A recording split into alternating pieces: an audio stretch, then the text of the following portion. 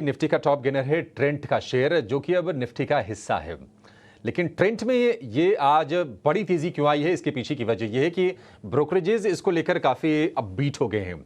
किस ब्रोकरेज की क्या रेटिंग आई है और क्या टारगेट आए हैं, इस पर ज्यादा जानकारी के साथ हमारे सहयोगी शरद दुबे जुड़ गए हैं। शरद, बताइए क्या रिपोर्ट है और रीजंस क्या है तेजी के पीछे शेयर में। जी बिल्कुल, हाल ही में लिस्टेड कंपनी ट्रेंट जो है आपके निफ्टी में जो आई है कंपनी, यहाँ पे देखेंगे तो मॉर्गन स्टैनली की रिपोर्ट आई है, मेंटेन ओवरवेट रखा है। लक्ष्य की बात करें तो लगभग 8,032 रुपये प्रति शेयर का जो है लक्ष्य उन्होंने दिया है। इम्पॉर्टेंट बात यह है कि कंपनी जो है मास प्राइस ब्यूटी सेगमेंट में जा रही है। उनके ज़ूडियो ब्यूटी करके ब्रांड है, उसको लेके अब इसमें जो है ज़ूडियो ब्यूटी में ऑफ कोर्स आपके लैब ग्रोन डायमंड्स का भी जो है अनाउंसमेंट किया गया, जिक्र हो रही है। उसके कारण जो है ऑफ कोर्स बाकी सारे प्लेयर्स को भी जो है ये जो है नज़र में रहेंगे और ये एनालिस्ट का मानना है कि ये एक अच्छी री रेटिंग ट्रिगर स्टॉक के लिए देखने मिल सकती है।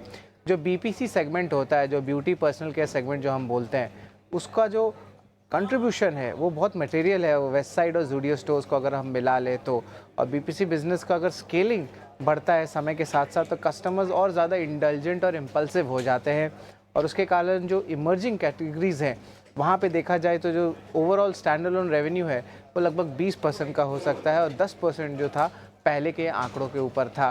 तो ऑफकोर्स एक बुलिश नज़रिया जो है बाज़ार का बन रहा है ट्रेंड को लेकर, और ट्रेंड ने ऑलरेडी बहुत अच्छे रिटर्न्स इन्वेस्टर्स को दिए हैं। जिस तरह उनके ज़ूडियो ब्रांड की एक्सपेंशन हुई है और ईयर ऑन ईयर बेसिस जो ग्रोथ देखने मिलता है, और अब जो है एक नया सेगमेंट आ रहा है, उसके कारण जो है बाज़ार की उसमें जो है पूरी जो है मूवमेंट देखने मिलेगी और नज़र रहेगी। तो इसके कारण जो है आज trend one of the top gainers भी निफ्टी इंडेक्स में है। ठीक है शरद, बहुत शुक्रिया आपका।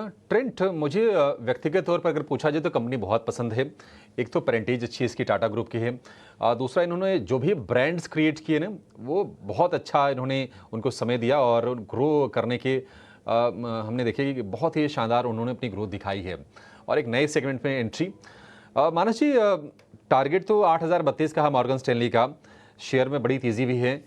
क्या किसी के पास मान लीजिए अगर तेजी का ट्रेड ऑलरेडी हो, मैं नया ट्रेड तो नहीं पूछूंगा क्योंकि बहुत चला हुआ है, आप टारगेट्स क्या देख रहे हैं शॉर्ट टर्म में और स्टॉप लॉस कहां पे लगा के रखें इसमें?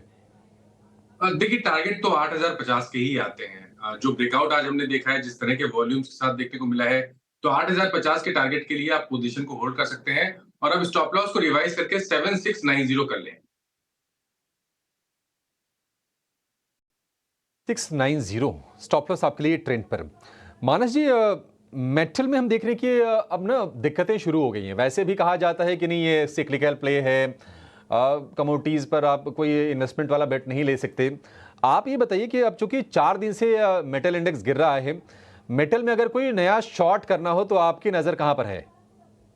देखिए, मेटल ने हमेशा जो ट्रेडिंग के मौके काफ़ी बढ़िया मेटल सेक्टर देता है, चाहे वो स्टॉक टाटा स्टील हो या हिंडाल्को हो, जेएसडब्ल्यू स्टील हो।